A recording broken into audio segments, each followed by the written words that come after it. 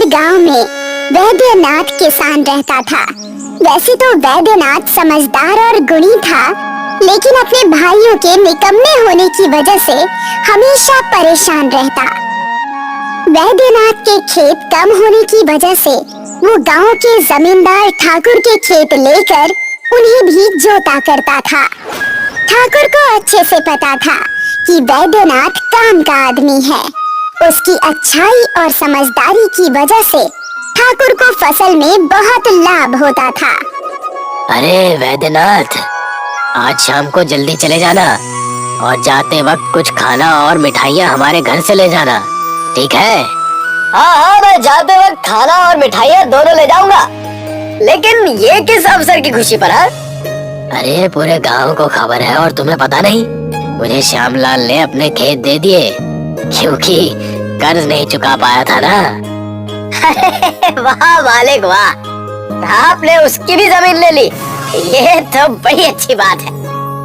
वैद्यनाथ ठाकुर के घर से मिठाई और खाना लेकर अपने घर जाता है और सारी बातें अपनी पत्नी को बताता है। अरे भाग्यवान, कहाँ हो?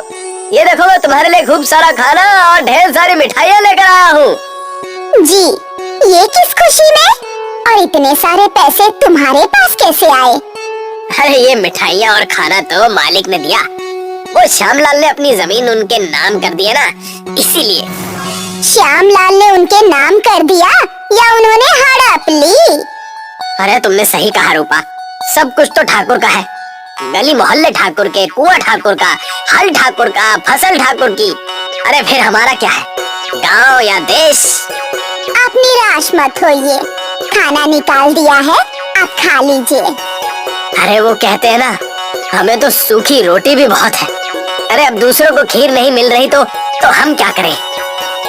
वैद्यनाथ सुबह फिर से ठाकुर के यहाँ हल चलाने चला जाता है। मालिक आज कहीं दिखाई नहीं दे रहे, मैं खेत कैसे जोतूंगा? अरे सारे हल पड़ोस की शादी में चले गए हैं। शादी में हल का होना शुभ माना जाता है ना। तुम एक काम करो, आज जाकर अपने खेतों से हल ले आओ और उससे हमारे खेत जोत दो। हाँ ठीक है मालिक, मैं ऐसा ही करूँगा। वैद्यनाथ घर जाकर अपनी पुश्तैनी हल निकालता है और उसे लेकर ठाकुर के खेत में जाता है। वैद्यनाथ की पुश्तैनी हल के मुठ में एक हीरा था, जिसके बारे में वैद्यनाथ को कुछ भी पता नहीं था। एक छोटा सा हीरा जिसकी कीमत 1 लाख थी। अरे आज तो मैं बहुत थक गया, बहुत जोरों की भूख लग रही है भाई। शाम हो गई थी। वैद्यनाथ जा ही रहा था कि वहाँ पर ठाकुर आ गया और कहने लगा, अरे वैद्यनाथ, तुम अभी तक यही हो? घर कब जाओगे भाई? आज इतना समय कैसे हो गया? मालिक, आज वो हल लाने में थोड़ी देरी हो गई ना, इसीलिए। ये देखिए, ये है हमारा पुश्तैनी हल। मेरे पिताजी मरते वक्त सिर्फ यही हल देकर गए थे। ठाकुर हल की मुठ पर चमकता हुआ हीरा देखकर चौंक जाता है। अरे ये हल तो बहुत कीमती लगता है, लेकिन ये हल इस मूर्ख के पास क्या कर रहा है?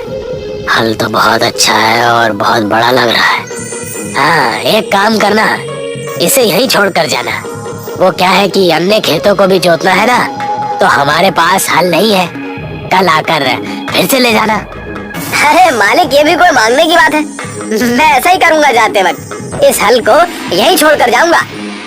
उस हीरे के हल को देखकर ठाकुर के मन में लालच आ जाता है और वो उस हीरे को लेकर जोहरी के पास जाता है। आइए ठाकुर साहब, आइए। अरे अब कौन से हार और कंगन बनवाने हैं? कोई छोटा काम नहीं करना, मैं तो ये हीरे बेचने आया हूँ। इस हीरे का बताइए मुझे कितना मिलेगा? ये हीरा तो 20 लाख का है। ये आपको कहाँ से मिला? ये तो बहुत ही प्रसिद्ध हीरा है, पन्ना का। अरे तुम अपना काम से काम रखो और इसके पैसे लाओ। ठाकुर जोहरी से पैसे लेकर अपने घर शाम से चला जाता है। इस बात की खबर वैद्यनाथ को बिल्कुल नहीं रहती। अरे वैद्यनाथ, घर पर हो या नहीं? मालिक, आप यहाँ किसी आदमी को भेज दिया होता या मैं खुद आपके पास आ जाता। क्या क्या बात हो गई मालिक? अरे मैं तुमसे बहुत खुश हूँ भाई। ये लो कुछ पैसे, अपना कर्जा चुका देना और इससे कुछ दिनों तक आराम की जिंदगी बिताना। और हाँ, मैंने तुम्हारा हल बाहर तुम्हारे घर के पास ही रखवा दिया है। ठाकुर इतना कहकर वहाँ से चला जाता है। वैद्यनाथ की नजर जब हल पर पड़ती है तो वो अपनी पत्नी रूपा को बुलाकर उससे कहता है, अरे अरे भाग्यवान, ये देखो हमारे हल से वो मणि गायब है जो जो चमकते रहता था। जरूर कहीं खो गई होगी, और क्या, कल सवेरे जाना और ठाकुर साहब के खेत में देख लेना। वैद्यनाथ पूरी रात सो नहीं पाता। उसे बस हल की मणि की ही चिंता होती है। सोते वक्त उसके सपने में उसके पूर्वज आते हैं, यानी कि उसके दादाजी आते हैं और उससे कहते हैं, कितने बुद्धू हो तुम। उस ठाकुर ने तुम्हारे साथ छल किया है। जिसे हल्का मणि समझ रहे थे वो असली हीरा था, जिसकी कीमत आज के समय बहुत थी। उस ठाकुर ने तुमसे वो लेकर तुम्हें ठग लिया है। अरे अब मैं क्या करूं? मेरी तो अकल ही मारी गई थी उस समय। तुम चिंता मत करो, वो तो बस एक छोटा सा टुकड़ा था। हमारे घर के पैखाने में पूरा जादुई हीरे का हल है। उसे जाकर ले लो और उससे अपने खेत को जोत दो। उससे क्या होगा? उससे तुम्हारे खेतों की फसलें बहुत अच्छी होंगी, चमकदार होंगी और बहुत ही स्वादिष्ट फसल उगेंगे। ये कोई साधारण हल नहीं है। सपने में अपने दादाजी को देखकर वैद्यनाथ की नींद खुल जाती है और वो अपनी पत्नी रूपा से सारी बातें बता देता है। क्या कहा आपने? उस ठाकुर ने हमारे साथ ऐसा किया? हम उसे छोड़ेंगे नहीं। अरे बस तुम देखती जाओ मैं क्या क्या करता हूँ और कैसे कैसे करता हूँ। वैद्यनाथ ने बिल्कुल वैसा ही किया। जादुई हीरे का हल घर के खुफिया कमरे से निकाला। इस खेत में आप क्या बोने वाले हैं? इस खेत में आलू, जो हीरे के हल से बहुत ही अच्छे और स्वादिष्ट आएंगे। जैसे ही वैद्यनाथ ने जादुई हीरे का हल चलाया, हीरे का हल ज्यादा चमकने लगा। ऐसा लगा जैसे पूरे खेत में बिजली दौड़ गई हो। ये देखो, अब इस जादुई हीरे के हल की ताकत इस खेत में आ गई है। आपके दादाजी अगर और कुछ दिन पहले सपने में आ जाते तो क्या उनका कुछ बिगड़ जाता? हमारी जिंदगी बहुत बदल गई है अब।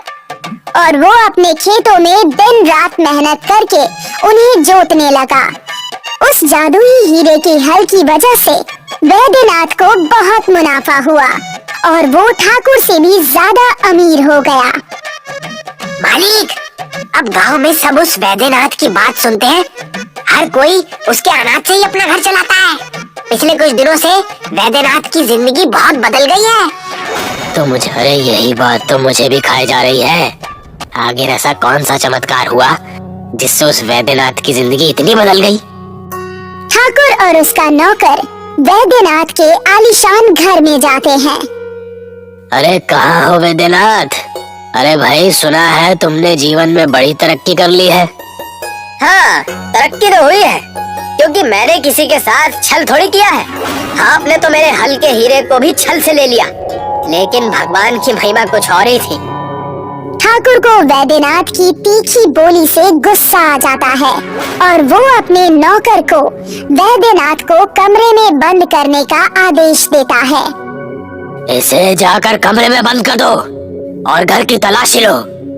ठाकुर के कहे अनुसार नौकर ने वैद्यनाथ को जबरदस्ती कमरे में बंद कर दिया और घर की तलाशी लेने लगा। तब वहाँ उसे जादुई हीरे का हल दिखा। ये देखो, ये रही इसके अमीर होने की चाबी। हाँ मालिक, देखो कितना चमक रहा है। जैसे ही ठाकुर और उसका नौकर उस जादुई हीरे के हल को अपने हाथ में पकड़ते हैं, उन्हें बहुत तेज बिजली का झटका लगता है।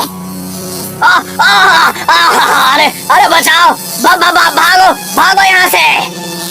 अरे मालिक, आपकी वजह से मैं भी चिपक गया मालिक।